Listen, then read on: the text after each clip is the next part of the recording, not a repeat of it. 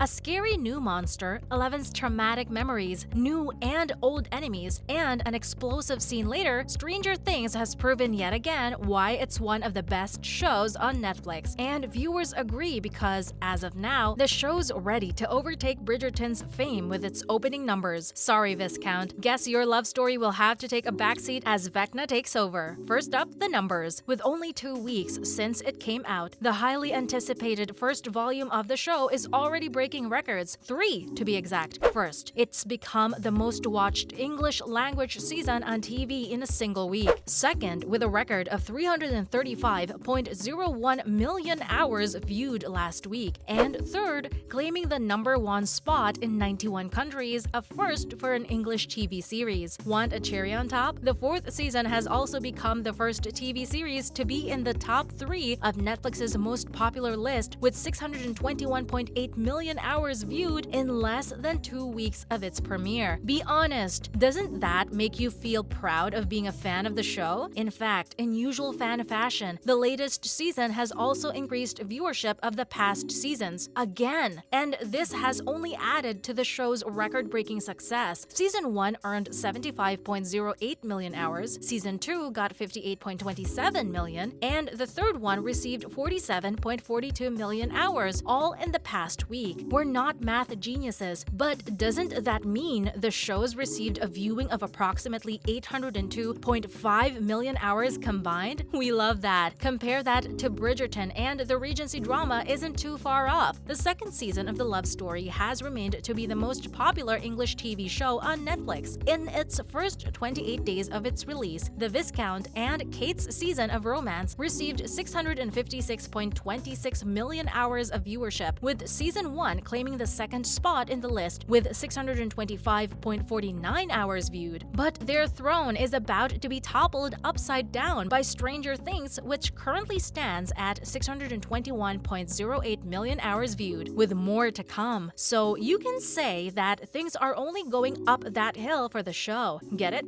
Was that too much? We're too hyped to stop, because not only is the show competing on higher ground with other shows, but also with itself. You have to agree, that's meta. And now, Season 3 versus Season 4. In October 2019, when its third season came out, Stranger Things was Netflix's most watched season to date. Over 40 million people watched it in the first 4 days, and 64 million households within the first month. Compare that to Season 4 and you'll have 287 million views only during the week of May 23 to 30. The comparison isn't the most accurate though, because back then, Netflix used to count a view when at least 70% of an episode had been watched, whereas now, the streamer counts viewership by total hours watched. So while we are comparing both seasons, the numbers may be a bit off the mark. But that doesn't make Season 4 any less popular. Numbers aside, the trends and conversations it has generated on the internet are proof enough. In fact, with its storytelling and stellar cast, the show has broken more than its viewership count. It's brought Kate Bush back into the market too. Next, we have Max's favorite song. You know that scene, right? The one that's become our favorite one from the show so far? It's a record breaker in itself. Vecna's confrontation with Max has been one of the highlights of the show's current installment. So much that the YouTube video featuring the clip has received over 4.5 million views already. And that's not even the craziest part. What's actually crazy is that the song, Running Up That Hill by Kate Bush, entered the top 10 of the Billboard Hot 100 for the very first time in the 37 years since it was released. Super well deserved if you asked us. We too have been listening to the song on repeat ever since that episode. The singer also took to social media to show her gratitude to fans for boosting the song. In her heartfelt message on her website, she talks about how the song's been featured in the gripping new season of the show and how it's exciting to watch it gain popularity again. If you asked us, these heartwarming reactions are also part of the show's record-breaking success. Also with some other people who we're going to talk about next, along with a few crazy fan theories you shouldn't miss out on. Next up, we're going to talk about the cast who've made the show a crazy success. The charm factor has been super high this season, thanks to these actors who definitely deserve a shout out. And stay tuned to watch, because not only do we have some fun inside secrets related to the cast, but also theories right at the end of the video that will blow your mind away. So let's begin with number 1, played by Jamie Campbell Bauer. Stranger Things isn't the first fantasy land Bauer has forayed in. After successful stints as the Volturi in the Twilight Saga, young Gellert Grindelwald in Fantastic Beasts and Harry Potter, and Jace in The Mortal Instruments, he's well aware of the intricacies required to play an unhinged character who wants to destroy the world. This is why his persona as 001 was a treat to watch. His caregiver act was as convincing as his crazy murderer one, and we can't wait to see more of him as Vecna in the final episodes of the series. Oh, and did you know? To prepare for his role, Jamie deliberately kept himself distant from the rest of the cast. This is why when on set, he seemed to be full of anger and fury, causing actual fear in his co-stars before their scenes together. Amazing, amazing! Next, we have Eddie Munson, played by Joe Quinn. One of the most talked about characters this season is none other than the beloved leader of the Hellfire Club, Eddie Munson. Geeky, awkward, a little crazy, and a bit too adorable, Eddie was a great addition to the cast. We've especially loved his dynamic with Dustin, whose friendship with Steve has remained a highlight for us since season 2. For Quinn, landing Eddie's role was a lottery ticket. In fact, the way they cast him for the role is also an interesting story. In an interview online, Joe recalls how he recorded 2 videos from home during the peak of COVID and sent them to the Duffer Brothers. He wasn't expecting them to reach back, but they did. And according to Joe, it was the craziest thing that had happened to him. This is why, to prepare for the role and look younger, he stopped eating pizza and drinking beer, just so he could do justice to Eddie's high school persona. How cute is that? And now for some old faces. Before we talk about our ultimate favorites, we'd like to make a list of honorary characters we've been loving, especially in this season. First on our list is Brett Gelman, whose obsession with the Russians finally paid off this season. We love his witty personification of Murray and can't wait to see him back for some more karate action. Then we have the annoying Angela, played by the very convincing Elodie Grace Orkin. Her acting is worth applause because, even as viewers, we wanted to punch her once or twice in those episodes, so we can't really blame poor Eleven for losing her cool as she did after being bullied. And talking about Eleven, we have our crazy troupe. It would be unfair for us to talk about the success of the show without mentioning its super talented ensemble group. We've said it before and we'll say it again, the casting of this show is one of the best things about it. We've loved the kids since day one, but every new addition just keeps making their chemistry even more lovable. Add Hopper and Joyce in the mix and you have a cast who can defeat even the most popular shows. Vecna be damned. So what's next for these characters? With just a few days left until the next volume of the season, we're already going crazy with the theories making rounds on the internet. One thing that people are hellbent on is the clip of Eddie playing the guitar in the Upside Down. According to fans, that's him trying to clear his name and save the world with Eleven as he plays music, and she tries to kill Vecna with her powers. That's a pretty cool theory and we'd love to watch that happen. Another theory we can't stop thinking about is about the Demogorgons. Fans on Reddit have very convincingly predicted that these humanoid monsters are actually mutilated humans who'd been killed by Vecna. Now, that's a twist we could never predict. Hats off to the fans for their detective work. And the last theory we have is one we never saw coming, and it's about Will being the supervillain who could end everything. You see, with his past connection to the Mind Flayer, Will can be a possible host for Vecna. If that happens, Will would become the ultimate villain the group will have to fight, and his death could be the only way to end the craziness once and for all. Until season 5 comes along, that is. But no matter what twists are thrown our way in the final 2 episodes of the season, we're sure that they'll be able to break even bigger records than the current ones have. That's a wrap for this video. Thanks for watching. See you in the next video.